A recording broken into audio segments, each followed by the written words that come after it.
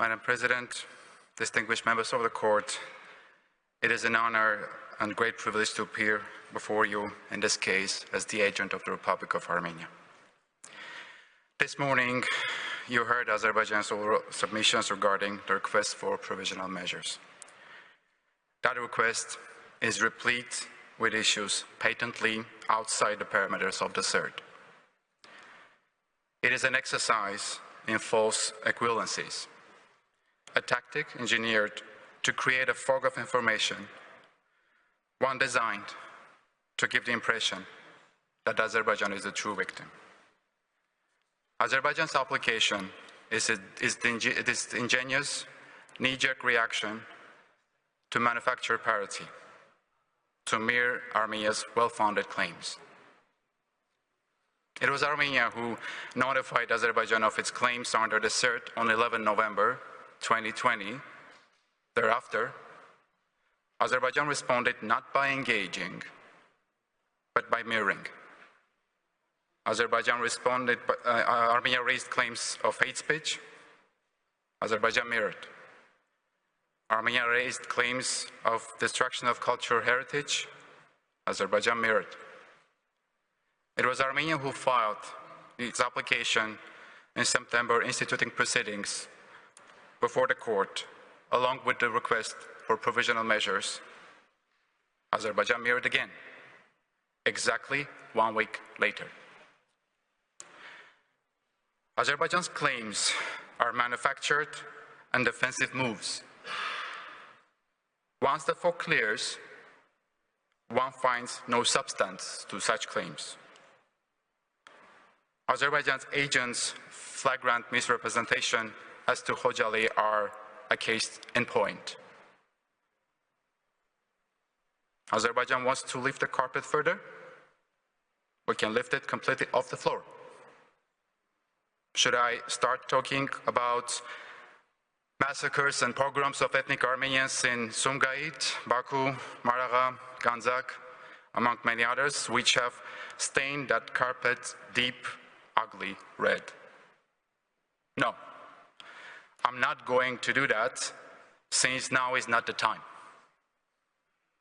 And I cannot imagine how that could be productive for the court. My esteemed colleagues will show that Azerbaijan's request presents problems for prima facie jurisdiction and advances claims that have no plausible link to rights arising under the CERT. Moreover, there is no urgency or irreparable harm to any rights under the CERT. Azerbaijan's request as to landmines compels the court to imagine discrimination where it does not and cannot actually exist. The purported evidence in Azerbaijan's case file contains absolutely no evidence as to who planted mines, where they were planted, when and why those mines were planted. It is worth underscoring that hundreds of thousands of landmines were planted by Azerbaijan itself in the beginning of the 90s. The presence of mines in the conflict region has affected everybody.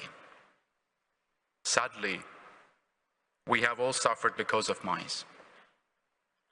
And my country regrets the tragic loss of every single life, regardless of ethnic origin. For decades, we strive to complete a comprehensive demining process. However, Azerbaijan persistently blocked all such humanitarian efforts because persons of Armenian origin would be the primary beneficiaries. Only now, when such persons have been forced to flee, does Azerbaijan suddenly discover the value of demining. That said, the Prime Minister of Armenia has repeatedly stated that Armenia is prepared to meet with President of Azerbaijan, including to discuss the issues relating to landmines. Armenia has already provided minefield maps to Azerbaijan on 2 separate occasions. In the context of resolving all outstanding humanitarian issues, we stand ready to provide any more maps in our possession regarding minefields located behind the lines currently held by Azerbaijani armed forces, which now present solely humanitarian concern. And Armenia has made this offer despite the fact that it is under no legal obligation to provide such maps.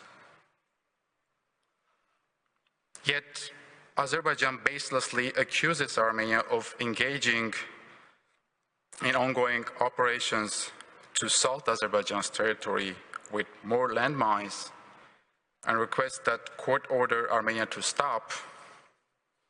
Madam President, while such request is blatantly outside the scope of the CERT, I wish to make clear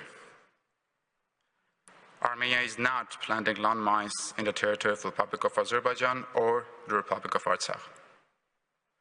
Armenia respects and abides by its obligation to refrain from the threat or use of force under Article 2, Paragraph 4 of the United Nations Charter, unlike the Republic of Azerbaijan. Even as we appear before the court today, Azerbaijan violates the ceasefire regime and has troops illegally located deep within undisputed Armenian sovereign territory. In fact, during these very proceedings, Azerbaijani forces continue to shell villages and target civilians in Armenia and Artsakh.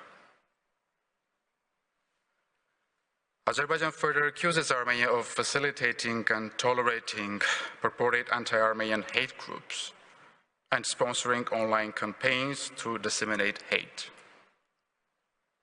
These accusations are factually bankrupt. Quite the contrary. The Armenian government, including Prime Minister Pashinyan, actively pursues an agenda of peace and security and reconciliation in the greater region.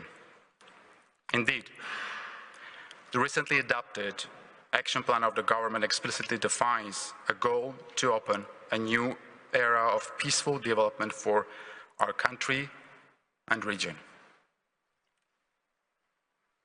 Last week, you heard our councils displaying verbatim the hateful rhetoric President Aliyev uses to describe my people. I will not repeat these appalling insults here again. Azerbaijan's case file, of course, is completely devoid of any such language, even remotely close to such hate speech that is attributable to my government. Instead, Azerbaijan brings to the attention of the court statements of few individuals and non-governmental organizations engaged in emergency and self-defense trainings. Let me be clear. Armenia does not endorse or condone racially derogatory statements and takes all of its obligations and responsibilities under CERT very seriously. But the fact that Azerbaijan has opted to bring such allegations to the attention of the court while actually defending the horrendous statements of its own president and state officials demonstrates only one thing: its desperation to mirror Armenia's case, no matter how vacuous its own claims are. Azerbaijan's requested measure regarding the preservation of evidence is no better. It simply misses the mark. The request relates to purported right that is not in any sense plausible right under the CERT. Armenia is currently investigating crimes allegedly committed by Armenian servicemen against Azerbaijanis. However, Azerbaijan cannot transform CERT into a mutual legal assistance treaty. Moreover, to the extent that the request concerns evidence located in the territories now controlled by Azerbaijan, such evidence would not be in Armenia's control. Our councils will elaborate on these fundamental deficiencies and still others as to this unwarranted request by Azerbaijan. Madam President, distinguished members of the court, Armenia's learned councils will now thoroughly demonstrate to you that Azerbaijan's request for provisional measures must be rejected in full. First, Professor Kolb will address the prima facie jurisdiction of the court. Second, Professor Murphy will demonstrate why Azerbaijan's requests relating to landmines and alleged cross-border actions do not satisfy the court's requirements for provisional measures.